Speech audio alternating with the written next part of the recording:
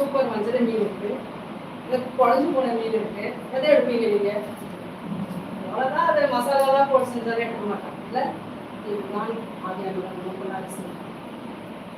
நமக்கு செய்யணும். அது நீதிமொழிகள்ல ஒரு வசனம் இருக்கு, அடிக்கடி கடிந்து கொள்ளப்பட்டோம் தன் பிடரியை கடினப்படுத்துகிறவன் சடதியிலே அழிவார். அடிக்கடி அவர் கடிந்து கொள்கிறார். யார் வழியாவோ, வீட்டுல இருக்கிற அம்மா அப்பா தாத்தா பாட்டி யாரோ நம்மள கடிந்து கொள்ளும் பொழுது நான் என்ன பண்றேன், இல்ல நான் கரெக்டு தான், நான் சரிதான் அப்படின்ட்டு நம்ம நெற்றியை கடினப்படுத்தும் பொழுது, பிடரியை கடினப்படுத்தும் பொழுது அவர் சடுதியில ஒரு அடி அடிக்கிறாருக்காங்க. அது கடைசி வரைக்கும் அடிதான். அப்போ இன்னைக்கு நம்ம எச்சரிக்கையா இருப்போம். மும்முறு தேவன் நம்மை வைத்து இந்த இடத்துல உலகத்துல நம்மளை புடமிடுகிறார். இங்க இப்போ மீன் பொறிச்சோம் வாங்கணும், கடையெல்லாம் அங்க மேல இருக்குமா? அழிச்சு வெட்டி போட்டு இது செய்யறதெல்லாம் நம்ம அழுது அங்கலாய்ச்சி புலம்பி உட்காரி வைக்கிறது எல்லாம் அங்க இருக்குமா? இல்லை, இந்த பூமியில இந்த உலகத்துலதான் நம்மளை புடமிட்ட ஒரு கனவு இருக்கு. அது எங்க? ஒருவேளை நீங்க ஆபீஸ்ல வேலை செய்யலாம், அங்க உங்களுக்கு இருக்கலாம், இல்லை வேற வீட்டுல செஞ்சுருக்கலாம், அங்க இருக்கலாம். ஒரு கடையில போயிட்டு உங்களை அடிப்பாரு, கடையில நீங்க எதுவும் பர்ச்சேஸ் பண்ண போகலாம், அந்த இடத்துல வைப்பாரு. அப்போ நம்ம என்னவா இருக்கிறோம்? ஆண்டவருக்கு கையில அவருடைய மகிமையில நாம் அடங்கி இருந்தா நம்ம சுத்தமாகி நம்மகிட்ட இருக்கிற அழுக்கெல்லாம் அவர் எடுத்து கொடுத்து நம்மளை உகந்த பாத்திரமா நம்மளை மாற்றணும். சிலையை செய்யறவன், சிலைக்கு பாறைகிட்ட போய் நின்று ஒரு சிலை செய்யறவன் என்ன பண்ணுவான்னா, அந்த பாறையை நம்மளை போல ரசிச்சுட்டு அந்த விளையாடிட்டு வரணும். அந்த பாறைக்குள்ளாக அவன் ஒரு சிற்பத்தை வச்சுருக்கான். அவன் மனசுக்கு ஒரு நல்ல சுவரை பார்க்கிற ஒரு சித்திரவாதி வந்துல இப்படிப்பட்ட ஒரு சித்திரவாதிலாம் அப்படின்னு நினைப்போம். அப்போ அதுல வரைக்கு அல்லது பாறையை செதுக்கும் பொழுது, அந்த பாறை அடிப்படும் பொழுது அது வேதனையாகும்.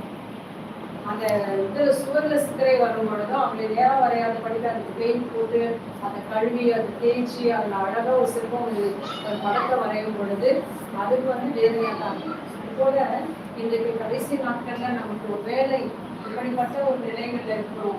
நம்ம துன்பப்படுத்துகிற ஒரு நிலை, போராடுகிற ஒரு நிலை, இப்படிப்பட்ட ஒரு நிலைகளை நம்ம வாழ்ந்துட்டு இருக்கிறோம் அப்படின்னு சொன்னா அவங்கள்ட்ட முழுமையா நம்ம இருக்கணும். அவங்க நிந்திக்க வேணாம், அவங்களால தான் நம்ம பரிசுத்தமாகணும், அவர்களால தான் நம்ம மேலே போட்டு போறாங்க. அதனால அவர்களுக்கு நாம் நன்றி சொல்லணும். எந்த அளவுக்கு யார் அவங்களை டார்ச்சர் பண்ணியிருக்கிறாங்களோ அவர்கள் வழியாக தான் ஆண்டவர் நம்மை பரிசுத்தமாக்கி கொண்டார். யார் நம்மளை துன்பப்படுத்துறாங்களோ அவங்க வழியா தான் நம்ம மேலே போகிறோம். அப்போ நம்ம அவங்களுக்கு என்ன செய்யணும்? அவங்க இல்லைனாக்கா, மீன் வெட்டுறவங்க இல்லை அப்படின்னாக்கா மீனை தூக்கி சுற்றி விட வேண்டியதுதான். உங்க வீட்டில் வெட்டினா எப்படி இருக்கும்? படைச்சு போயிடும். அப்போ நீங்க வெட்ட முடியுமா? வெட்ட முடியாது. அப்போ வீட்டில் ஒரு அம்மா இருந்து அதை கழுவி அதை சுத்தம் செஞ்சு மசாலா போடணும் இல்லைன்னா, உங்களுக்கு தெரியலன்னா அதை மீன் எல்லாம் பண்ணிட்டு இருக்கோம். நினைச்சு பாருங்க. அதே போல என் ஆண்டவர் வாங்கிட்டார். இந்த உலகத்திலிருந்து அவருடைய ரத்தத்தை கொடுத்து அவர் வாங்கி இருக்கிறார். அந்த ரத்தத்தை கொடுத்து வாங்கினவர் அவர் என்ன செய்யறாரு? என்னை குடமிடுகிறார். குடமிட்டு என்னை அவருடைய ராஜ்யத்துல அவருடைய டேபிள்ல என்னை ஒரு பொருளா பாத்திரமா வைக்கிறார். 48:10 எசையா 48:10 படிங்க.